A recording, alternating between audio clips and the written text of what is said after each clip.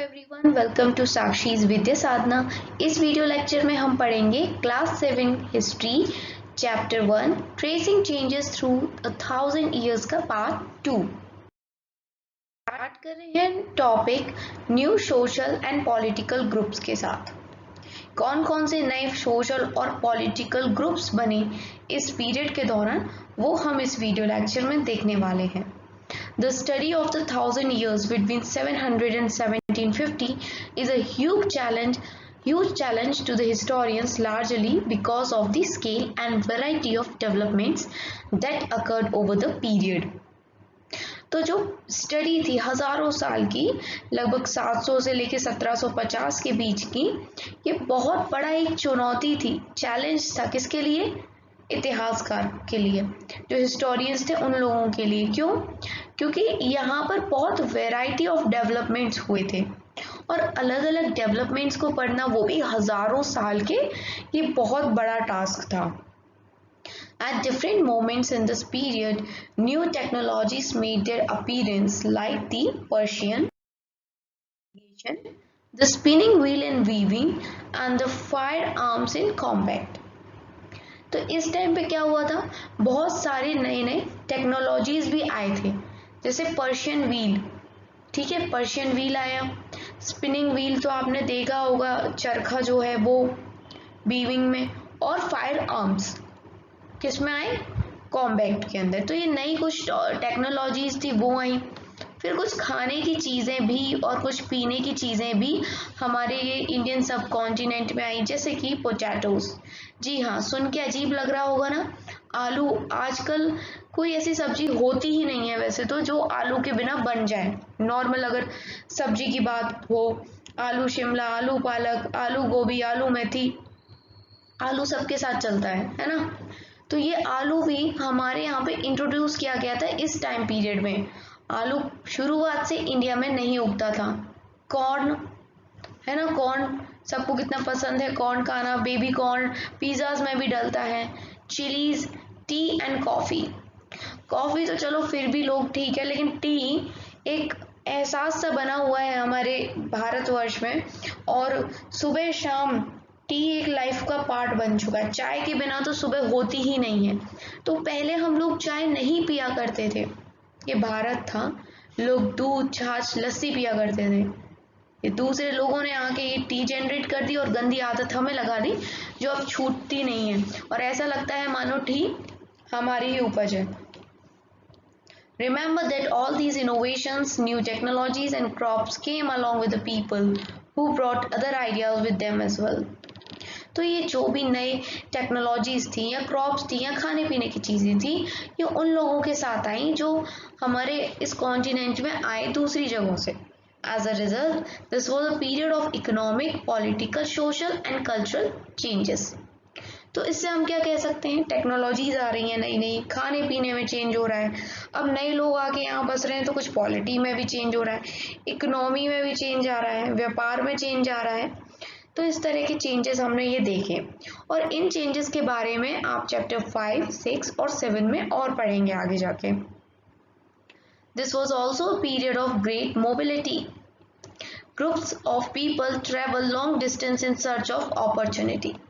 ये वो दौर था जिस टाइम पे बहुत ज़्यादा मोबिलिटी हो रही थी। मोबिलिटी मतलब एक जगह से दूसरी जगह पे जाना।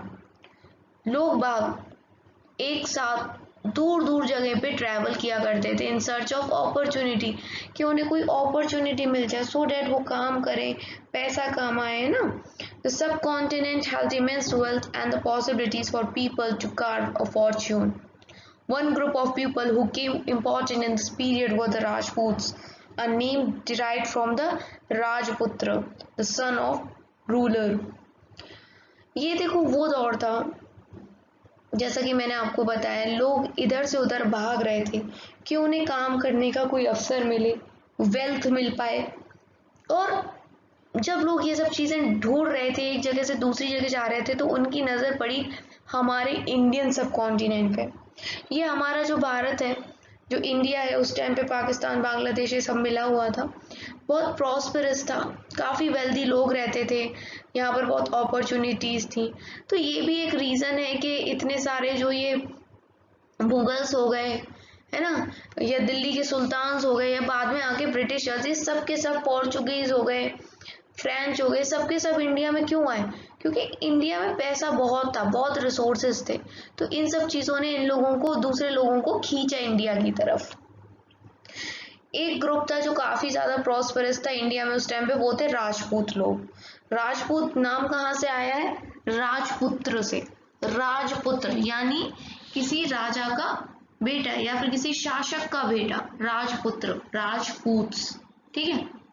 पूत बोलते हैं ना, पूत सपूत। Between the 8th and 14th centuries, the term was applied more generally to a group of warriors who claimed Kshatriya caste status. और 8 और 14 सेंचुरी आने में ये जो राजपूत वर्ड था, ये किसके लिए अप्लाई होने लग गया?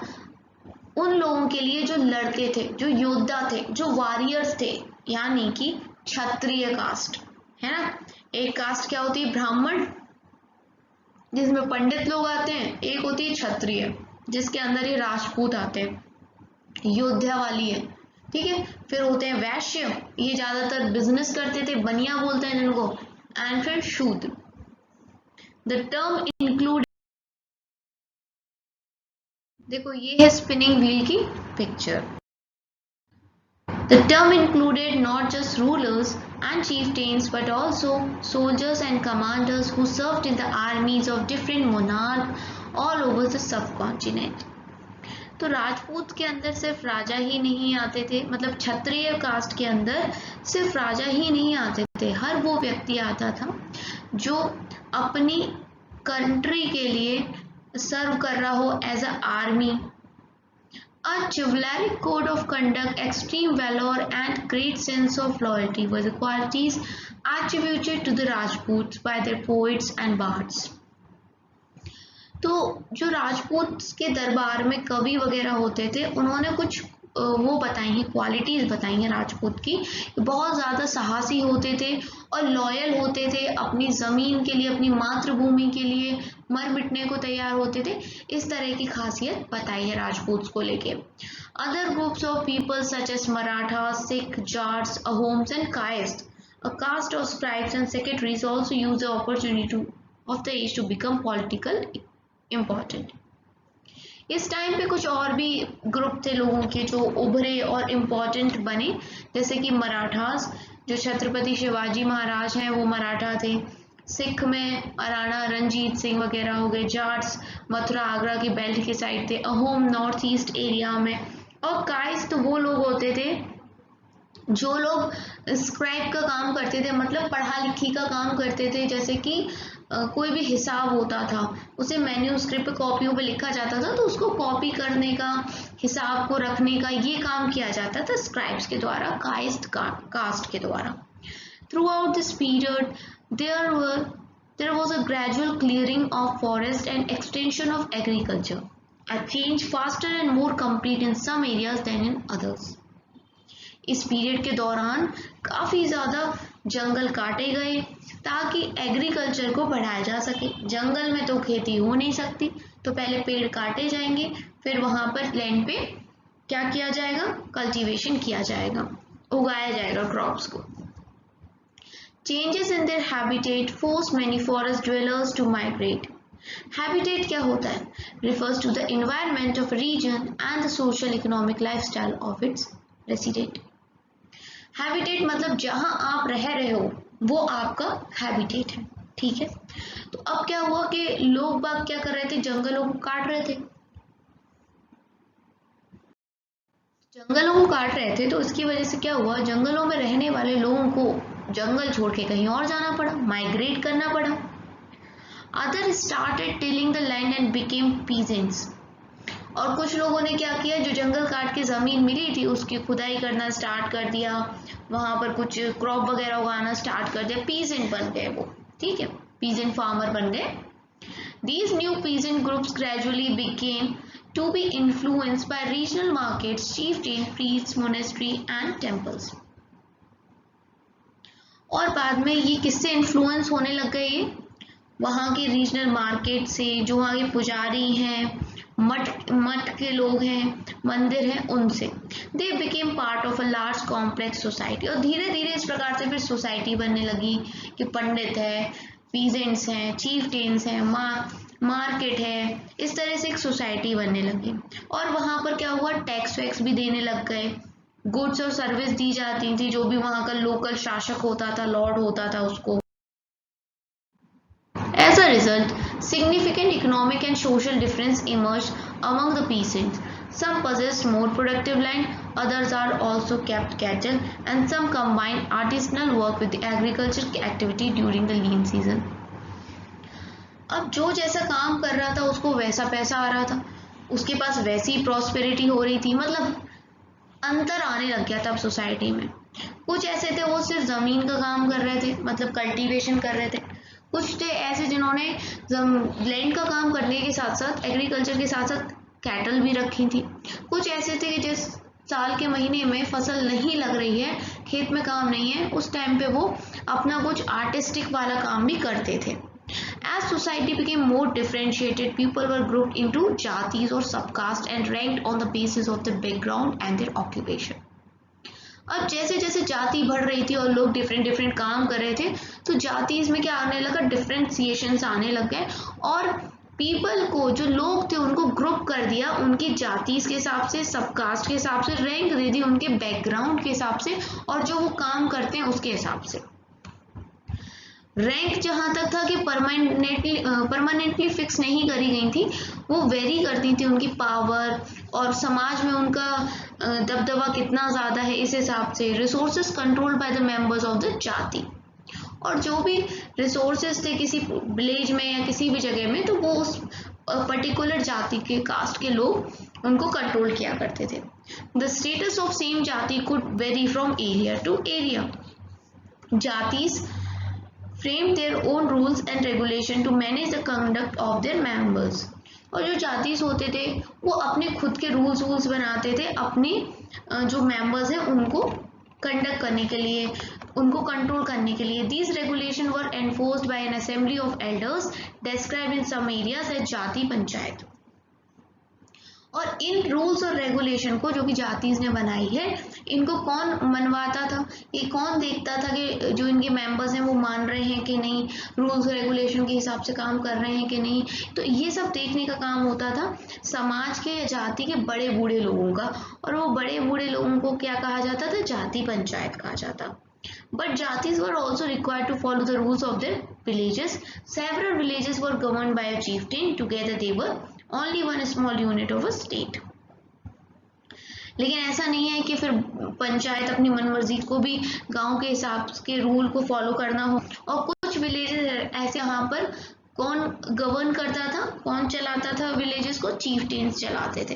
Together they were only one small unit of state, और साथ में मिल जाए तो एक ही स्मॉल यूनिट होती थी स्टेट की।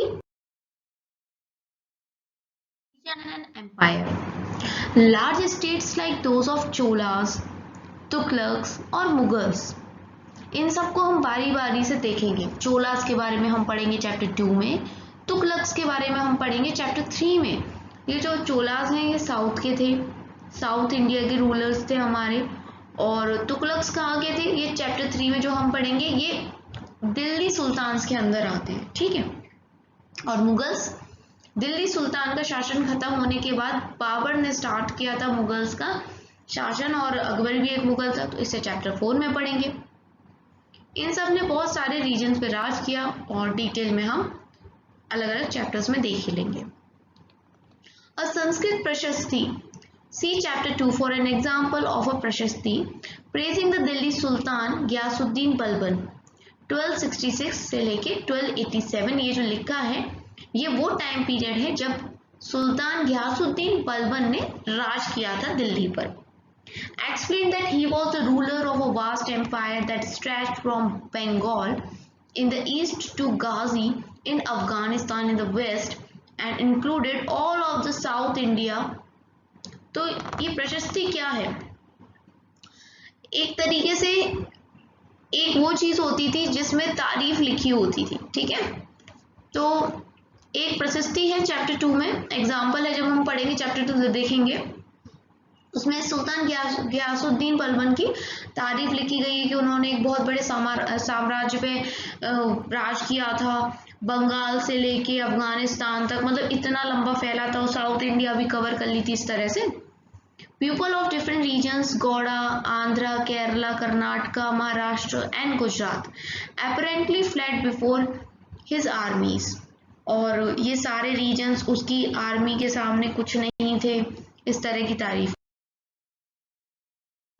Historians regarded these as exaggerated claims of conquest. At the same time, they tried to understand why rulers kept claiming to have control over different parts of the subcontinent. तो जो historians हैं वो ये कहते हैं कि प्रशस्ति में कुछ ज़्यादा ही बढ़ा चढ़ा के लिख देते थे जो राजा थे अपने बारे में, कि हमने सब पे साम्राज्य कर लिया था, ये भी काबू में कर लिया था, वो भी काबू में कर लिया था, और साइड में ये भी बताते हैं, ये भी कोशिश करते समझने की कि ऐसा राजा क्यों करते थे, क्यों प्रशस्ति में ऐसी अपनी तारीफें इतना लिखवाते थे। चलो ये देखते हैं, language and religion. In 1380 the poet Amir Khusro noted that there was a different language in every region of this land.